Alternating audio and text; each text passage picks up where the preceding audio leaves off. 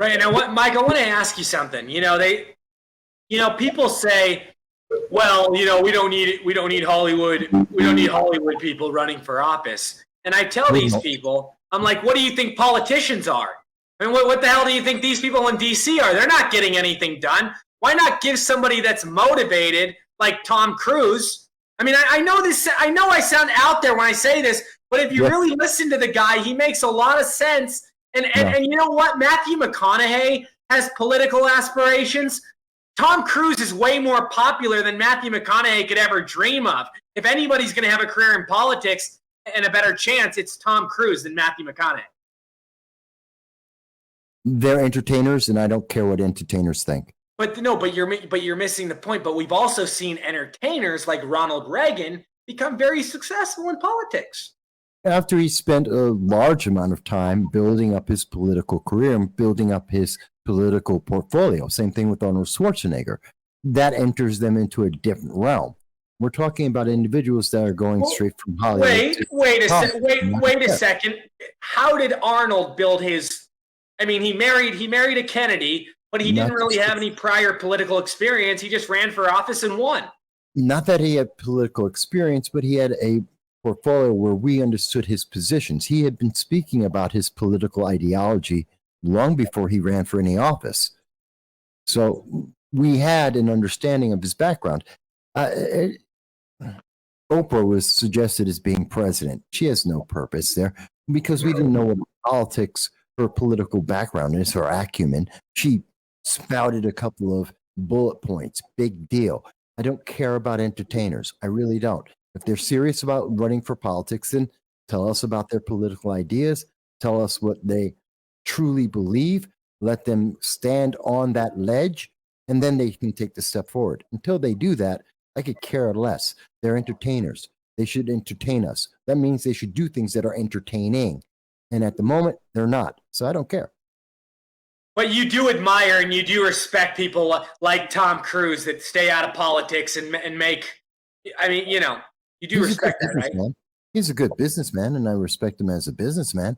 I respect a lot of people left on the left, right, center, doesn't matter. Yeah. They do their job and they do it well. Right. I like that, but that doesn't mean I would vote for them, nor do I think that makes them appropriate for running. It's interesting, that more actors, I guess there's not anybody as big as Tom Cruise, but somebody like that with such a large following, it really goes to show how good his character is when he doesn't try to use all his, supporters to try to spew his political beliefs. I think that's really I think that's admirable. Actors are narcissists. That's why they're actors. That's why they're entertainers. They're narcissists. And so why are we seeing them more and more involved in politics?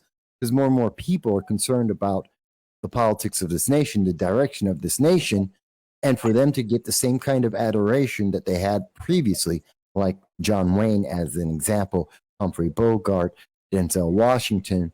He'd be a great president. Denzel would be a great president. No, he wouldn't. But he is a figure, and to get the kind of acclaim that people used to have, they need to get into politics because that's where people's focus is. They think they're missing the point. People are concerned about the politics because that's their lives. They care about entertainers because they want to get away from their life for a time period. The two don't mix.